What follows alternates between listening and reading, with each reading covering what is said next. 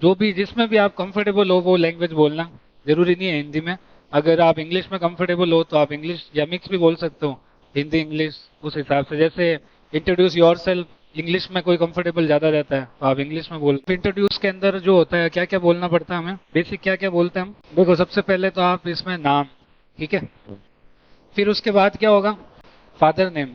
Father name बोल दो, बोलने में क्या है, ठीक है, ताकि उनको पता रहे, क्या पता कहीं से नॉन निकल जाए वहां पे बैठे हैं जो, ठीक है। आप नहीं जानते हो लेकिन क्या पता आपके पापा को वो जानते हो, ठीक है, क्या पता ऐसा भी हो सकता है आपको नहीं पता हो। फिर उसके बाद क्या, उसके बाद मदर के बारे में भी तो बोलना है ना। फादर तो हो गया, फादर के साथ में यहाँ पे मदर का भी बोल सकते हो। देखो इनका नाम प्लस प्रोफेशन दोनों बोलना है, फादर का नाम भी बोलना है प्लस प्रोफेशन भी बोलना है कि क्या काम करते हैं, और मदर का भी बोलना है। अब मदर का क्या होगा कि ज्यादातर क्या हाउसवाइफ होगी, हाउसवाइफ नहीं कह के आप क्या कह सकते हो, होम मेकर। और होम मेकर के अलावा और कोई वर्ड है देखना, और होम मेकर के अलावा और क्या आप वर्ड बोल सकते हो, तो वो बोलना है। फिर उसके बाद आपको बर्थ प्लेस बोलना है, ठीक है। काफी लोग क्या होंगे ये दो चीज नहीं बोलेंगे, ठीक है, काफी लोग नहीं बोलते हैं। लेकिन इससे क्या आगे वाले को पता चलता है कि आपका बैकग्राउंड क्या है, ठीक है। इससे एक पॉजिटिव ये भी होगा कि मान लो आप स्टूडेंट हो, आप फ्रेशर हो, ठीक है। अब LIC वाले में जो इंटरव्यू लेने वाला है उसको पता है कि आज अगर इसको रखेंगे तो ये बंदा खुद तो काम कितना करेगा, फैमिली का सपोर्ट भी चाहिए ना।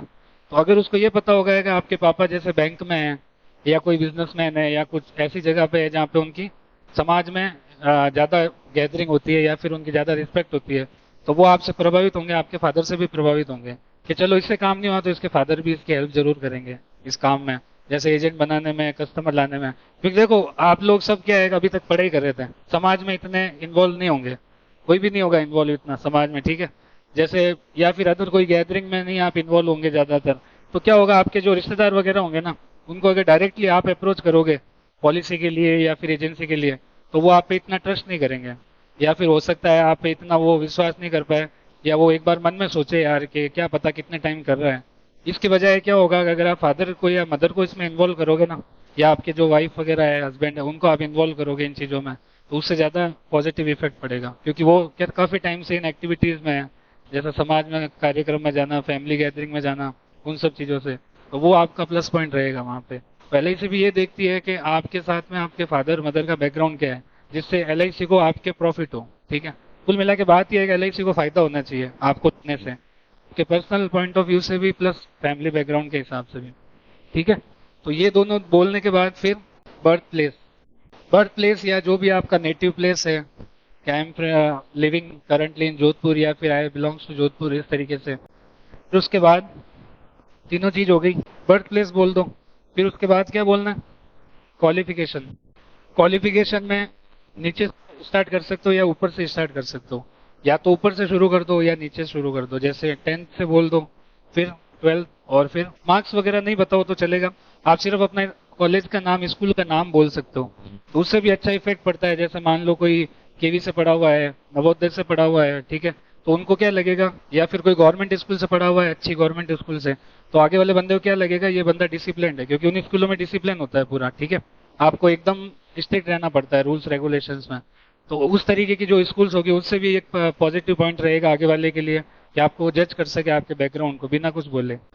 जैसे लाचू कॉलेज है, जीत कॉलेज है, इनमें क्या होता है, अटेंडेंस मैटर करती है बहुत, अटेंडेंस आपको रेगुलर रखनी पड़ती है, नहीं तो एग्जाम में नहीं बैठने देते हैं। तो इन कॉलेजेस के नाम, या और अदर कोई भी कॉलेज हो जिसको आगे वाले को नॉलेज हो, और उसमें आप बोलोगे तो उससे एक आपका डिसिप्लिन हुआ, वो चीजों का उसको बिना बोले या उस पता चल जाएगा कि बंदा डिसिप्लिन है। MBM भी अच्छा ही है ना। MBM में देखो, MBM में हर किसी का नाम आता नहीं है, ठीक है, B.Tech वगैरह करने के लिए, तो उससे ये पता चल सकता है कि बंदा 11वीं 12वीं से ही मेहनत कर रहा था, तो वो उसका गवर्नमेंट कॉलेज के अंदर, इंजीनियरिंग के अंदर नाम आया है, तो वो चीजें इफेक्ट करती हैं यहाँ पे बहुत। मार्क्स बोलना कोई जरूरी नहीं है, मार्क्स आप चाहो तो रेज्यूम में लिख दो, है ना। आपको ये बताना है स्कूल कॉलेज कौन सी आपने पढ़ी है, कहाँ से आपने पास आउट किया है, ठीक है। फिर उसके बाद, और इसके साथ में आप चाहो ना, जैसे क्वालिफिकेशन वाली में, अगर आपने कोई कॉलेज में एक्स्ट्रा करिकुलर एक्टिविटीज की है, जिसमें आपने कोई मेडल जीता हो, कोई प्राइज जीता हो, फर्स्ट सेकंड थर्ड, या इस तरीके के कुछ अलग एक्स्ट्रा ऑर्डिनरी एक्टिविटी की हो, ठीक है, तो उसके बारे में आपको यहाँ लिखना है, जिसको हम कहते हैं को करिकुलर एक्टिविटीज के बारे में आपको लिखना है। जो भी आपने अदर कोई एक्टिविटीज की हो स्कूल कॉलेज के अंदर, वो सारी, जैसे स्काउट्स का होता है, स्कूलों में होता है ना एनसीसी स्काउट, तो एनसीसी स्काउट वगैरह आपने किया है तो उसमें भी आपको अगले को पता चल सकता है कि वो आप बंदा डिसिप्लिन्ड है। तो देखो एलआईसी को तीन चार क्वालिटी वाले बंदे वो देखेंगे। सबसे पहला, पंक्चुअल होना चाहिए टाइम का। ठीक है, आज अगर किसी कस्टमर ने टाइम दिया कि सर आप 10 बजे प्लान समझाना आ जाना, और अगर पंक्चुअल नहीं हुए, 11 बजे जा रहे हो, 12 बजे जा रहे हो, तो गरज हमें है ना, प्लान हमें उनको दिखाना है, हमें उनसे पैसा लेना है। और अगर पंक्चुअल नहीं होंगे तो उसमें क्या होगा, आपके अगला कन्विंस नहीं हो पाएगा, इंप्रेस नहीं होगा। सेकंड क्या है, ऑनेस्टी। ऑनेस्टी में क्या है, जैसे जो एलआईसी का प्लान है वो आप समझा रहे हो अगले को, या जो एजेंसी के बेनिफिट्स है वो मैं समझाऊंगा एजेंसी के बेनिफिट्स। मान लो आपको इंटरव्यू ने ये पूछ लिया कि आप एलआईसी में तो आना चाहते हो, लेकिन एक बात बताओ, एजेंट आपके साथ क्यों जुड़ेंगे, एजेंट्स के क्या बेनिफिट है। तो थोड़ा बहुत आपको पता होना चाहिए रफली कि एजेंट्स को क्या क्या फायदे मिलेंगे, क्या पता वो क्वेश्चन पूछ ले आगे वाला। ठीक है, तो इस हिसाब से है।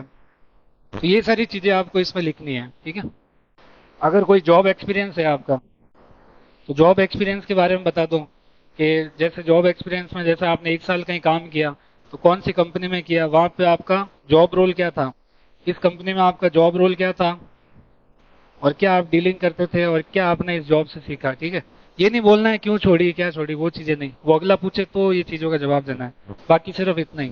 अब देखो जो बंदे फ्रेशर है ना, वो जॉब एक्सपीरियंस तो बता नहीं सकते, तो आप क्या है कि इन चीजों पे फोकस करो, स्ट्रेंथ वीकनेस, अपने कॉलेज एक्टिविटीज पे फोकस करो, ताकि आगे वाले को कुछ, आपका जो टाइम बचे ना उसके सामने, उसको कम से कम 30 35 40 मिनट तक आपको खींचना है।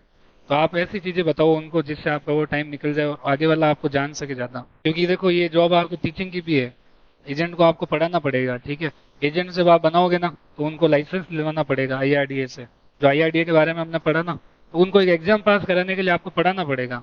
तो टीचिंग स्किल आप में होगी, तो आप में से कोई है उनको, जो मैंने आपको पढ़ाया ना IC38 पीडीएफ, वही पीडीएफ आपको उनको पढ़ानी है। अब मैंने आपको क्या किया, एग्जाम जो अपना ये हो रहा है उस एग्जाम पॉइंट ऑफ व्यू से समझाया, उनका वैसा लेवल नहीं होगा, लो लेवल का आएगा पेपर, तो उस हिसाब से आपको पढ़ाना पड़ेगा। तो आप टीचिंग स्किल जिसमें होगी ना, वो इजीली अपना एक पॉइंट रख सकता है वहां पे कि सर मुझे टीचिंग याद। और जो एलआईसी एजेंट है वो ये बता सकते हैं कि सर जॉब की तैयारी तो कर ही रहे थे, अब साथ में कुछ और पूरा टाइम नहीं देना पड़े, पार्ट टाइम करना पड़े, इसलिए मैंने एलआईसी एजेंसी ज्वाइन कर ली साथ में। ठीक है, उससे क्या बेनिफिट हुआ कि मेरे को नॉलेज भी मिल गया, और मान लो अगर कहीं नहीं होता तो मैं एजेंट कैटेगरी से भी अप्लाई करने के लिए एलिजिबल था। 40 साल की उम्र तक एजेंट अप्लाई कर सकता है एलआईसी डीओ के लिए, जो एजेंट कैटेगरी है ना उसके लिए 40 साल तक का टाइम मिलता है। तो आप ये कह सकते हो सर एक बैकअप प्लान मैंने अपना बना के रखा, ताकि अगर यहाँ सेट नहीं हो तो वहाँ सेट हो सके। देखो जिनके पास जॉब एक्सपीरियंस है ना, उनके क्वेश्चन सारे वहीं से ही उठेंगे। जैसे कोई एलआईसी एजेंट है तो उनको बेस्ट प्लान बताएंगे, कोई और चीज बताएंगे। या जैसे जिन्होंने जॉब कर रखी है, तो वो, जैसे मैंने जॉब कर रखी थी साल भर, तो मेरे से पूछा कि आपकी जॉब पहले क्या थी, कौन सी कंपनी थी, आपने वो कंपनी क्यों छोड़ी, क्या छोड़ी, इस तरीके से था।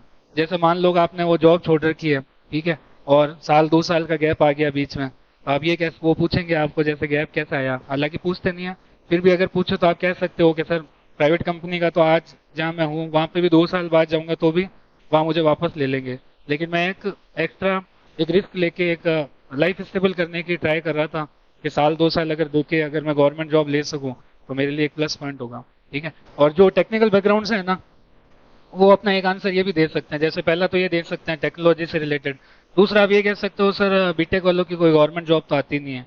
ठीक है, और जो है वो बहुत अपर लेवल की है, गेट और वो सारी। ठीक है, तो वो इतना मैंने इंजीनियरिंग में इतना अच्छा स्कोप नहीं है, और इतना मैंने उसमें इंजीनियरिंग में अच्छी पढ़ाई नहीं की, तो इसीलिए मैं चाह रहा हूँ कि अगर ये गवर्नमेंट जॉब है तो इसी कर लेते हैं। और नहीं, उसमें आप ये कह सकते हो, देखो वो पूछेंगे आपको गवर्नमेंट जॉब का, आप बोलोगे ना कि गवर्नमेंट जॉब नहीं आती है, तो वो कहेंगे आती है, अच्छे लेवल की आती है, आईईएस होता है, ठीक है, गेट होता है। तो उस टाइम आप वो कह सकते हो कि सर उस लेवल की मेरा जो टेक्निकल सब्जेक्ट्स पे कमांड है, वो मैंने इतनी अच्छी कमांड नहीं बना पाया था, क्योंकि मुझे थोड़ा इंजीनियरिंग में इतना इंटरेस्ट नहीं आया, इस तरीके से आप बता सकते हो। क्योंकि देखो अगर आप यूं बताओगे कि इंजीनियरिंग बहुत इंटरेस्ट है, तो अगले को डाउट होगा इसको लूँ या नहीं लूँ, यूं तो नहीं है साल 2 साल बाद ये कोई इंजीनियरिंग की जॉब में चले जाए, सिर्फ एक टेम्परेरी स्टेबल होने के लिए जॉब ले रहा हो, ये इस तरीके से आप बता सकते हो। पहले नहीं बताना, अगर वो कहे ना कि आती है टेक्निकल जॉब, तो वो कह सकते हो आप कि वो उनका लेवल बहुत हाई होता है और उसमें बहुत अच्छा लेवल चाहिए पढ़ाई का, इंजीनियरिंग का, वो आप बता सकते हो। क्या जेएन वगैरह आती है, लेकिन इसमें क्या है, जो आपके एडीओ में है ना, ऐसे जो बीटेक वाले हैं, जो सीएस होंगे, इलेक्ट्रॉनिक्स होंगे, आईटी होंगे, ठीक है, या और कौन सा मैकेनिकल है, ठीक है, इलेक्ट्रिकल और सिविल मेरे को नहीं लगता यहाँ पे कोई होगा बीटेक, आप हो सिविल से हो ना, सिविल की तो आती है ना। सिविल की आती है ना, राजस्थान में आती है।